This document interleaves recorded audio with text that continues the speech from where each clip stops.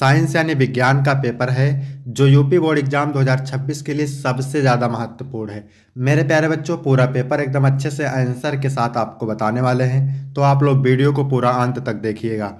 समय 3 घंटे 15 मिनट का होता है मेरे प्यारे बच्चों, और पूर्णांक होता है 70 का। यहाँ पर थोड़ा सा निर्देश देख लेते हैं, क्योंकि पेपर हल करने से पहले निर्देश पढ़ना बहुत जरूरी होता है। सभी प्रश्न अनिवार्य हैं। इस प्रश्न पत्र के 2 खंड हैं, खंड आ और खंड बा। खंड आ में 1 अंक के 20 बहुविकल्पीय प्रश्न होते हैं, 1-1 नंबर के, जिनका उत्तर आपको OMR सीट पर देना होता है।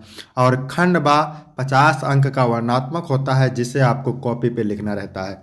तो सभी लोग वीडियो को लाइक करेंगे, चैनल पर नए होंगे चैनल को सब्सक्राइब करेंगे, शेयर करेंगे। चलिए वीडियो को शुरू करते हैं। सबसे पहले खंड आ, इसमें 20 बहुविकल्पीय प्रश्न हैं, 1-1 नंबर के। पहला प्रश्न है, निकट दृष्टि दोष के निवारण के लिए चश्मा में प्रयुक्त करना चाहिए अवतल लेंस, अवतल दर्पण, उत्तल लेंस, उत्तल दर्पण। निकट दृष्टि दोष के निवारण के लिए चश्मा में अवतल लेंस प्रयुक्त करना चाहिए, ए ऑप्शन सही हो जाएगा। दूर दृष्टि दोष के निवारण के लिए उत्तल लेंस वाले चश्मे का प्रयोग करना चाहिए, ठीक है। दूर दृष्टि दोष के निवारण के लिए उत्तल लेंस वाले चश्मे का प्रयोग करना चाहिए। इसके बाद प्रश्न नंबर 2 है, कौन सा मात्रक चुंबकीय क्षेत्र का नहीं है? Weber metre, tesla, gauss, newton, ampere. तो यहाँ पर आपका डी ऑप्शन सही हो जाएगा, न्यूटन एम्पियर, ठीक है, न्यूटन एम्पियर। इसके बाद मेरे प्यारे बच्चों प्रश्न नंबर 3 है, किसी धातु के तार में विद्युत धारा का प्रवाह होता है मुक्त इलेक्ट्रॉनों के द्वारा, प्रोटॉनों के द्वारा, न्यूट्रॉनों के द्वारा, आयनों के द्वारा। तो किसी धातु के तार में विद्युत धारा का प्रवाह मुक्त इलेक्ट्रॉनों के द्वारा होता है, ए ऑप्शन बिल्कुल राइट हो जाएगा। इसके बाद चौथा नंबर है, एक गतिशील आवेश उत्पन्न करता है केवल वैद्युत क्षेत्र, केवल चुंबकीय क्षेत्र, वैद्युत और चुंबकीय क्षेत्र दोनों, ना वैद्युत क्षेत्र और ना चुंबकीय क्षेत्र।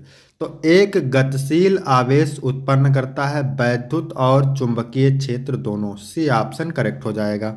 इसके बाद मेरे प्यारे बच्चों 5 नंबर प्रश्न है, विद्युत चुंबकीय प्रेरण के नियमों का प्रतिपादन किसने किया? हेनरी ने, फैराडे ने, ओस्टेड ने, गॉस ने। तो विद्युत चुंबकीय प्रेरण के नियमों का प्रतिपादन किया था मेरे प्यारे बच्चों माइकल फैराडे ने। किसने? माइकल फैराडे ने, बी ऑप्शन राइट हो जाएगा। 6 नंबर है, प्रकाश के लिए किस रंग का प्रकीर्णन सबसे कम होता है? बैंगनी, नीला, पीला या फिर लाल।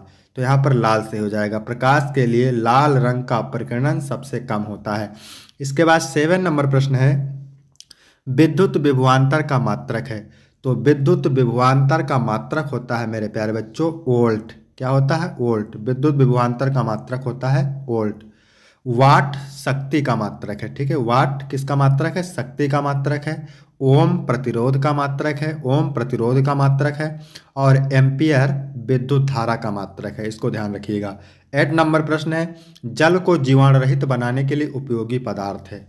यानी जल को जीवाणु रहित बनाने के लिए कौन सा उपयोगी पदार्थ है? धावन सोडा है, बैंकिंग सोडा है, फिटकरी है या विरंजक चूर्ण है। तो मेरे प्यारे बच्चों जल को जीवाणु रहित बनाने के लिए उपयोगी पदार्थ है विरंजक चूर्ण, डी ऑप्शन बिल्कुल सही हो जाएगा, ठीक है। बैंकिंग सोडा का उपयोग आमतौर पर खाना पकाने और सफाई में होता है। बैंकिंग सोडा का उपयोग आमतौर पर खाना पकाने और सफाई में होता है, ठीक है। और फिटकरी का उपयोग जल को शुद्ध करने के लिए किया जाता है।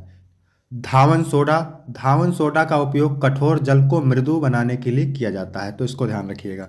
इसके बाद 9 नंबर प्रश्न है, क्षारक के साथ हल्दी का रंग होता है, पीला होता है, नारंगी होता है, भूरा लाल होता है, अपवर्तित रहता है। तो क्षारक के साथ हल्दी का रंग भूरा लाल होता है, सी ऑप्शन बिल्कुल करेक्ट हो जाएगा। साबुन किस प्रकार का यौगिक है? अम्ल है, भस्म है, एस्टर है, लवण है। तो मेरे प्यारे बच्चों साबुन लवण है, आपका डी ऑप्शन करेक्ट हो जाएगा। इसके बाद मेरे प्यारे बच्चों 11 नंबर प्रश्न है, क्या कह रहा है? धावन सोडा का रासायनिक नाम क्या है? Sodium chloride, sodium carbonate, sodium bicarbonate, sodium hydroxide. तो धावन सोडा का रासायनिक नाम मेरे प्यारे बच्चों क्या है? Sodium carbonate. और सोडियम कार्बोनेट का सूत्र होता है Na2, क्या होता है? Na2CO3। क्या होता है? Na2CO3, ध्यान रखिएगा, ठीक है। Sodium chloride. इसके बाद 12 नंबर प्रश्न है, सल्फर डाइऑक्साइड का जलीय विलयन क्या होता है? अम्लीय होता है, उदासीन होता है, उभयधर्मी होता है, कोई नहीं। सल्फर डाइऑक्साइड का जलीय विलयन होता है अम्लीय। आपका ए ऑप्शन बिल्कुल सही हो जाएगा, क्योंकि यह जब पानी में घुलता है तो सल्फ्यूरस अम्ल बनाता है। ठीक है। इसके बाद मेरे प्यारे बच्चों 13 नंबर प्रश्न है, प्रोपेन का रासायनिक सूत्र है। प्रोपेन का रासायनिक सूत्र क्या है? तो C3H8 ये होता है मेरे प्यारे बच्चों। प्रोपेन का रासायनिक सूत्र किसका है? C3H8 प्रोपेन का रासायनिक सूत्र है। C2H6 ईथेन का सूत्र है। क्या है? ईथेन का सूत्र है। C4H10 ये क्या है? ब्यूटेन। ये ब्यूटेन का सूत्र है। और CH4 मीथेन का सूत्र है। किसका है? मीथेन। मीथेन का सूत्र है। इसके बाद प्रश्न नंबर 14 है, क्या है? मेंडल का प्रायोगिक पौधा था मीठी मटर, उद्यान मटर, सरसों, गुड़हल। तो मेंडल का प्रायोगिक पौधा था उद्यान मटर। बी ऑप्शन राइट हो जाएगा। शुक्राणुओं का निर्माण होता है शुक्र वाहिकाओं में, अंडाशय में, वृषण में, यकृत में। तो इसका ऑप्शन से हो जाएगा वृषण में। किसमें? शुक्राणुओं का निर्माण होता है वृषण में। ठीक है।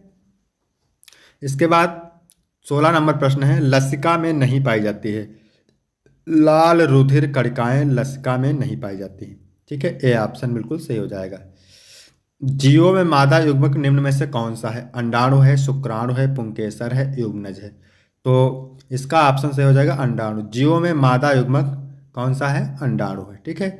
शुक्राणु क्या है? नर युग्मक है। शुक्राणु नर युग्मक है। और पुंकेसर ये पौधों का नर प्रजनन अंग है। इसको ध्यान रखिएगा।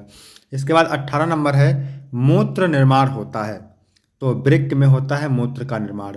डीएनए पाया जाता है केंद्रक में। कहाँ पाया जाता है डीएनए? केंद्रक में पाया जाता है। इसके बाद 20 नंबर प्रश्न है, निम्न में से कौन सी अलैंगिक जनन की विधि है? मुकुलन, विखंडन, बीजाणु निर्माण। तो यहाँ पर डी ऑप्शन सही हो जाएगा। इसके बाद है खंड व वर्णात्मक प्रश्न। ठीक है। 21 नंबर प्रश्न क्या कह रहा है? एक अवतल दर्पण की वक्रता त्रिज्या 40 सेंटीमीटर है। इसके सामने एक वस्तु 15 सेंटीमीटर दूर रखी है। प्रतिबिंब की स्थिति बताइए तथा इसका किरण आरेख बनाइए। मोस्ट इंपॉर्टेंट है, 4 अंक का।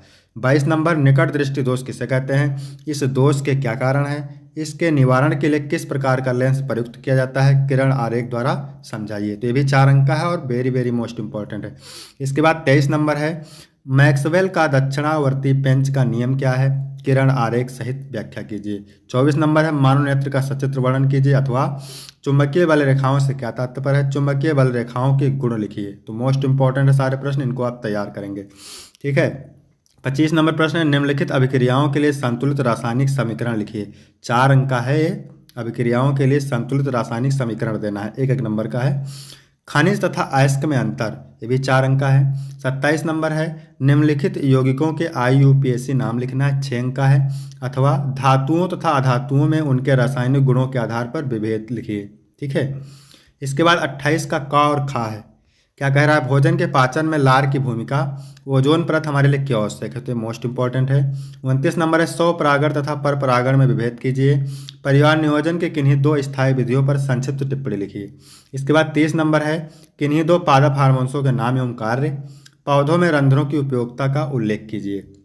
इसके बाद 31 नंबर प्रश्न है, पाचन तंत्र का सचित्र वर्णन कीजिए अथवा लक्षणों की वंशानुगत नियम के मेंडल के प्रयोगों के महत्व की व्याख्या कीजिए। तो यहाँ तक वीडियो कंप्लीट होता है। वीडियो कैसा लगा? वीडियो अच्छा लगा तो वीडियो को लाइक करेंगे, चैनल को सब्सक्राइब करेंगे। फिर मिलते हैं आपको अगले वीडियो में। तब तक के लिए जय हिंद, जय भारत।